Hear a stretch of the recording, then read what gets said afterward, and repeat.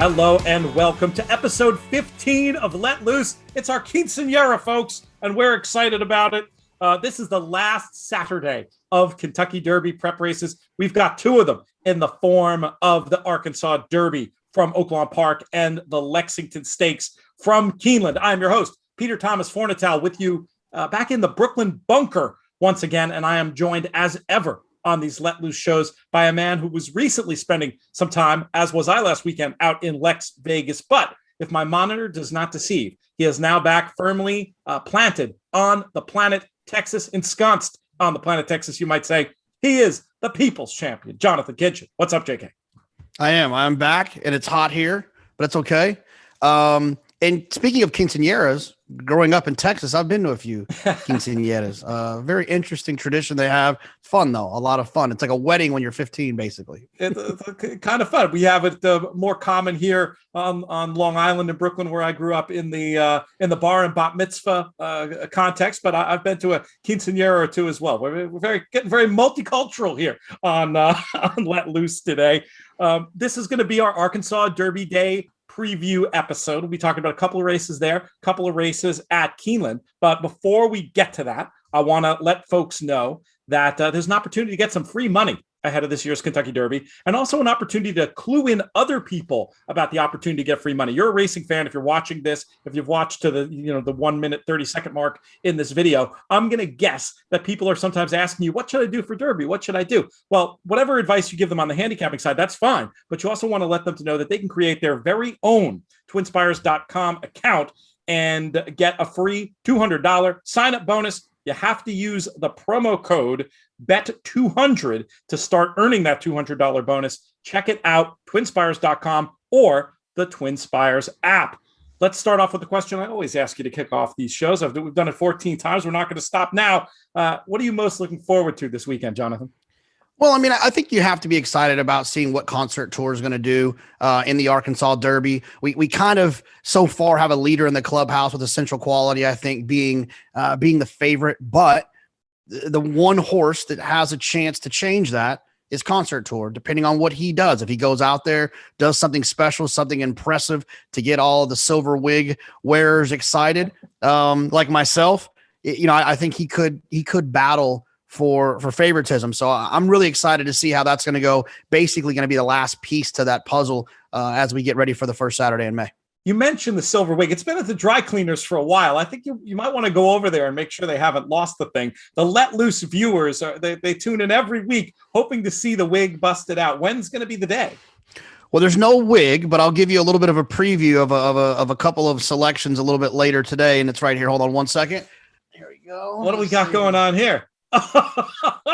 There it is, the chalk-eating weasel. We did not plan this, folks, but we're both wearing Old Smoke clothing T-shirts. He's the chalk-eating weasel, appropriately enough. I've got the degenerate horse player. If the shoe fits, or in this case, if the shirt fits, wear it. I've told you this before, Pete, that I got Kurt at Old Smoke to make me a size like that for Austin.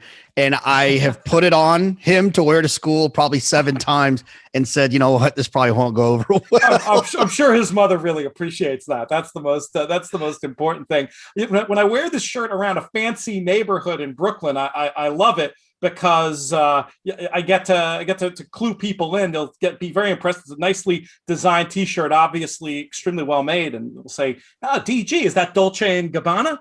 No. Degenerate horse player, folks. If you hit enough tickets, you can buy some Dolce and Gabbana. So at least you can tell your significant other that. Let's talk about the Lexington Stakes first, appetizer, if you will. We've got 20 Derby points to the winner. There are some contenders in here, though, that I think might try to go forward should they get the money in the Lexington Stakes. For me, the conversation should really begin with Michael Stidham's Proxy. This horse was installed pretty short on the morning line at 6-5. I did notice available internationally at a much more appealing 5-2 for folks listening around the world. Very curious what you think about Proxy's chances in this race, JK. Yeah, he's a likely winner, right? Just based on his, he's battle tested. He's been down there at the fairgrounds, banging heads in 3 consecutive Derby preps. Obviously, this is a move that they're going to try here to try to get locked into running in that race. And let's see, Godolphin could have 4 horses. I wonder. So I know they go blue hat, white hat, red hat.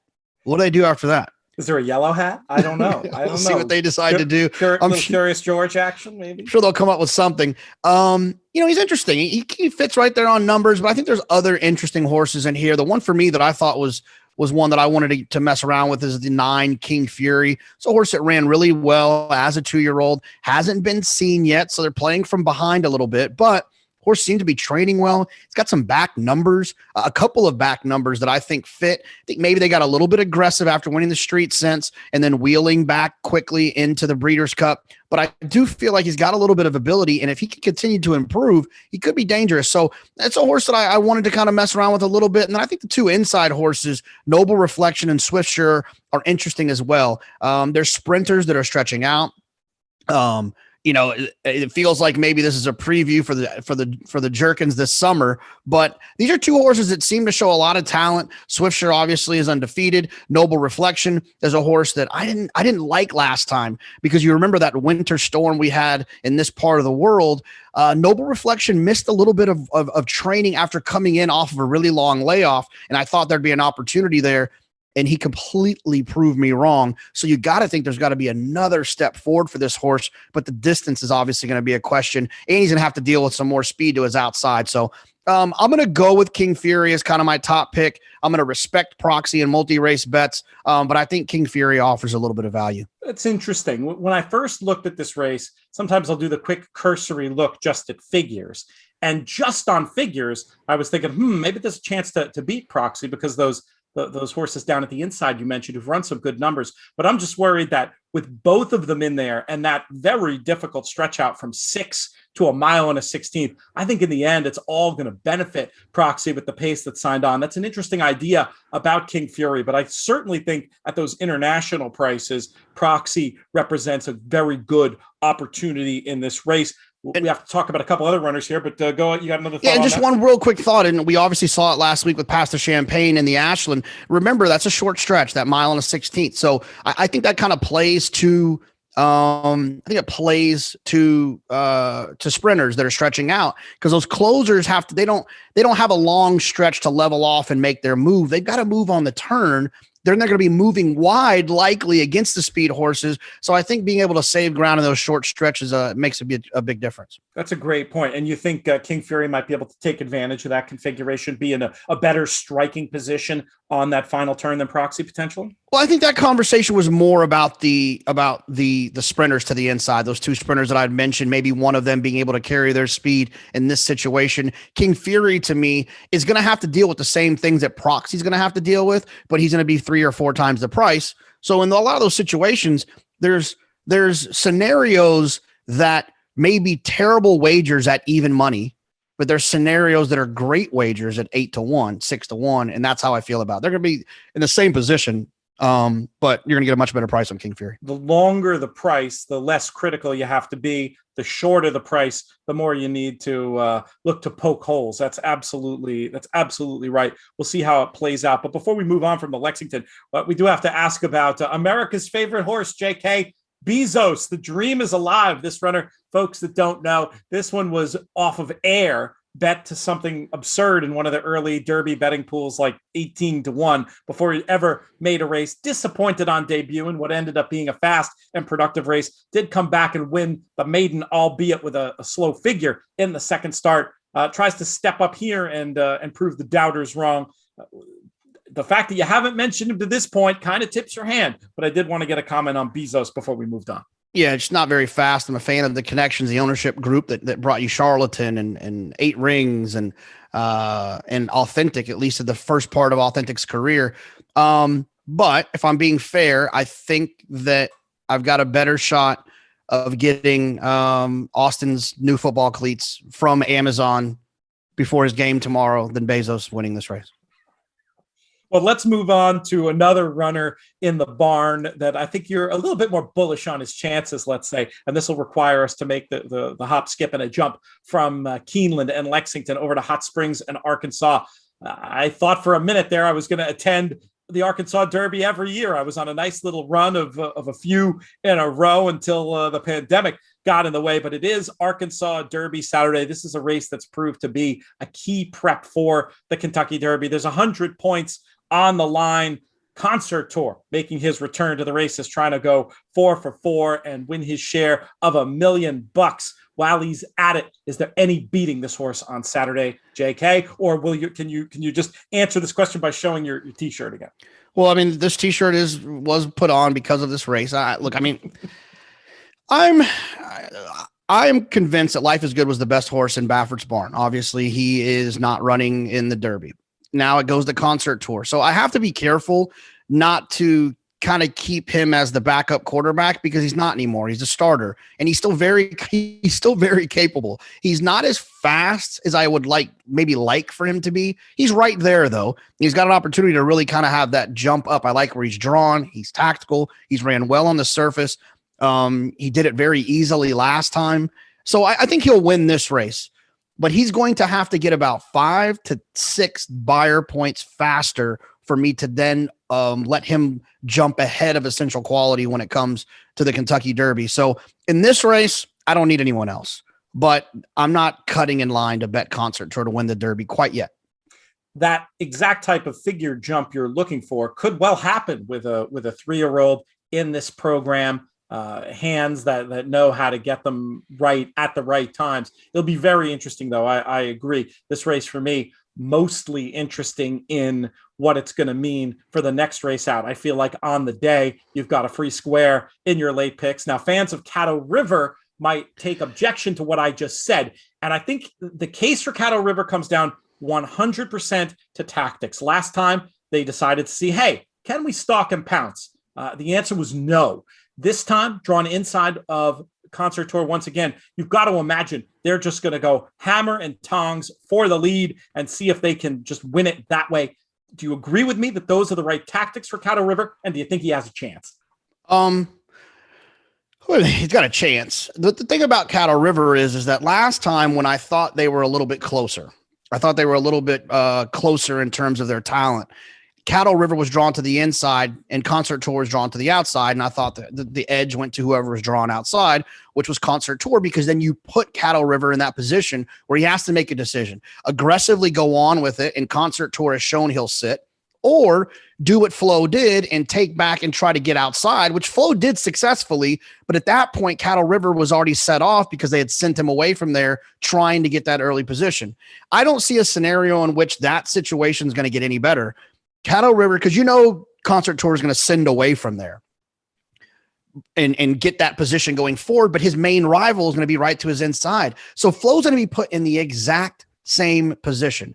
Do I go on with it, or do I take back and try to go around? Well, the take back, try to go around thing didn't work. Maybe they think it will this time, but I don't think to go on with it and go faster than a horse that seems to be better than you. I just don't see how it's going to work out for him. If he was drawn towards the outside, you could make a case.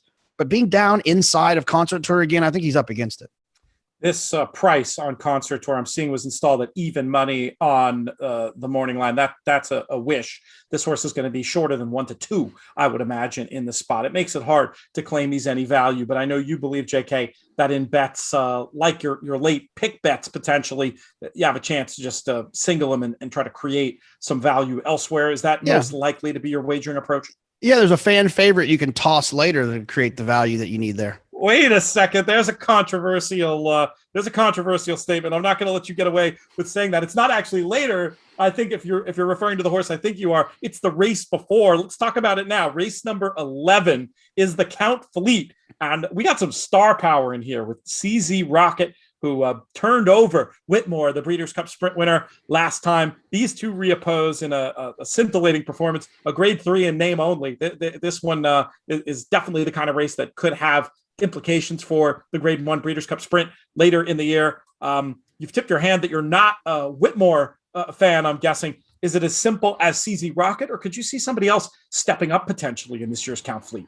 Well, I'm absolutely a fan of Whitmore. I think he's a great horse, a great story. Any horse that shows up and just lays it down like that all the time, you have to be a fan of him. But I think Whitmore needs things to go his way. And I think he's, like I said, he's a fan favorite. He gets bet all the time.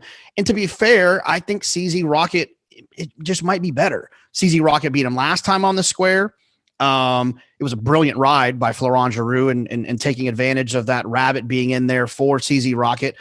For Whitmore. But I also think CZ Rocket arguably ran a better race in the Breeders' Cup as well. He's had a little bit of trouble. Whitmore didn't get stopped on the inside, and CZ Rocket kind of got carried out and didn't get a great trip. So it feels like kind of back-to-back efforts where CZ Rocket has beat Whitmore to a certain extent. Not really, but you know what I'm saying? Mentally, when you're playing the game of who ran well and who didn't. And I just think that CZ Rocket being drawn outside of him is going to be able to be tactical. CZ Rocket could be forward. CZ Rocket can be last like he was last time, closing into him. So I think he'll be tough. And I think the other interesting horse to talk about is my man Tom Amos's horse, and No Parole, who was impressive as a 3-year-old. Will continue to improve. His comeback race at Delta Downs was fast, and he ran extremely well. Then they tried the little turf sprint experiment.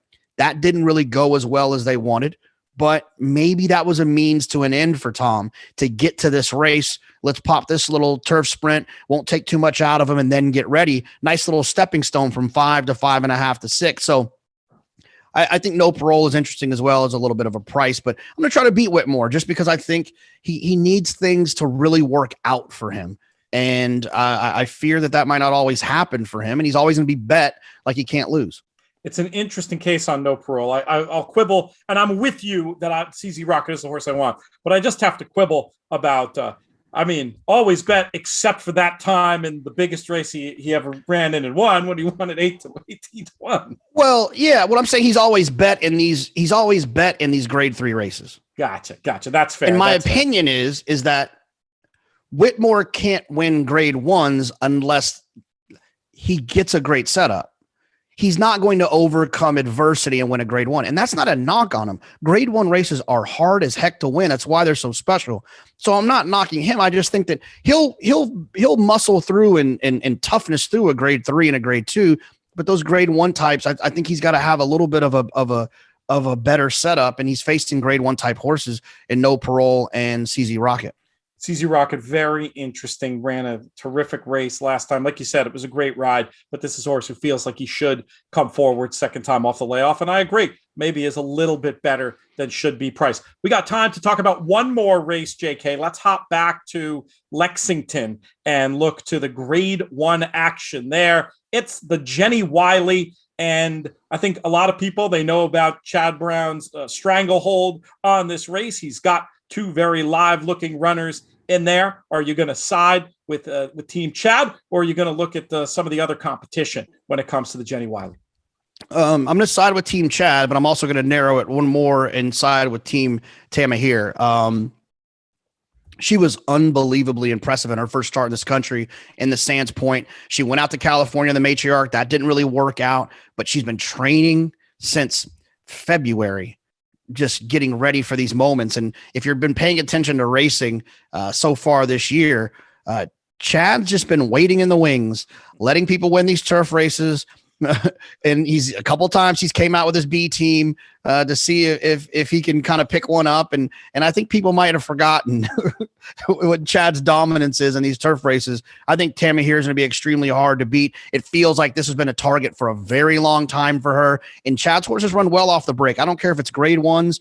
I don't care what it is. They run well off of a layoff, especially with a target. I think she's going to be extremely hard to beat in here. She's got a nice inside post, and Irad will be there to ride her. I respect her, no doubt about it. Wouldn't be surprised at all if what you're saying is right. But I feel like Juliet Foxtrot might just be able to have the run of this race from the front. There's just really not a lot of other pace in here.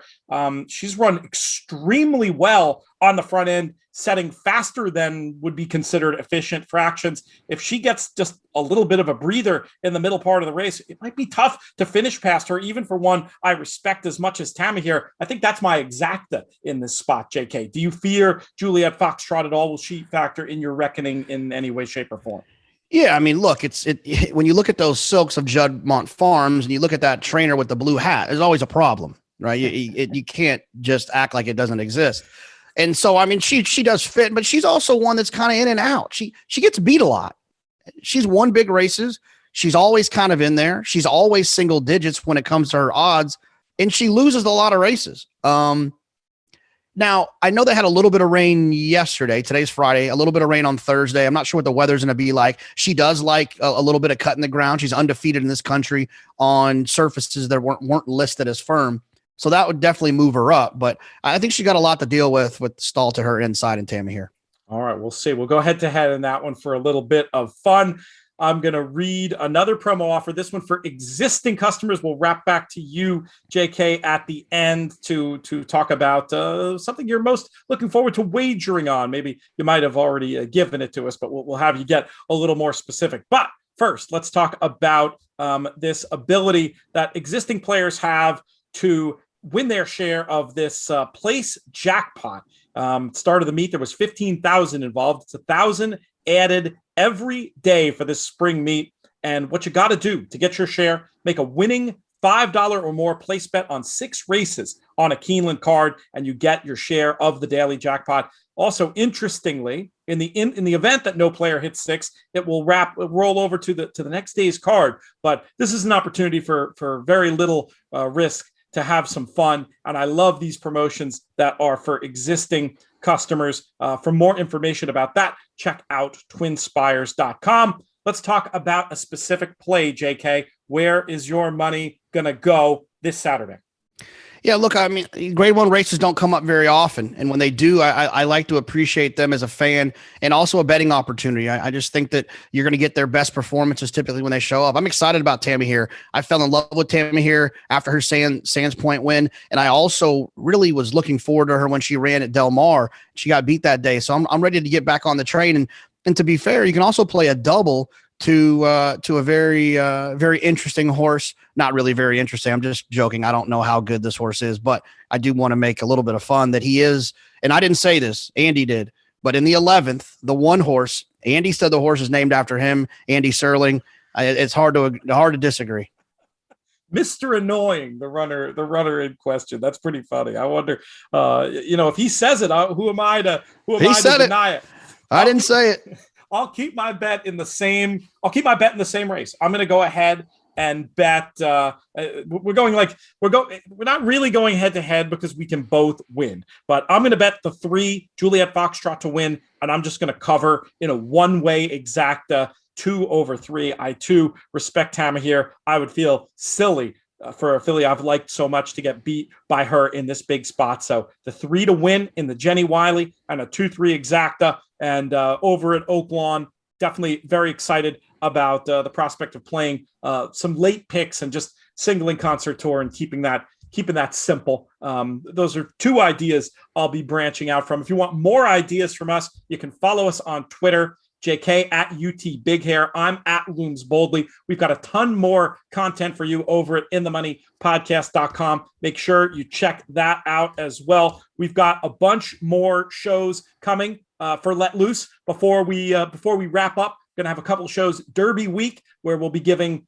more detailed thoughts and really looking into some of the key questions that are going to be coming up ahead of this year's Derby and Oaks. Both look like interesting open races to me. We'll be here for that. Feel free, reach out, hit us up with questions, keep the conversation moving. If you want to use that hashtag Let Loose, we'll chat with you there, or just reach out directly either on Twitter or via the contact information page in themoneypodcast.com. Thank you, JK. Thanks to our friends at Betting on Content and Twin Spires. May you win all your photos.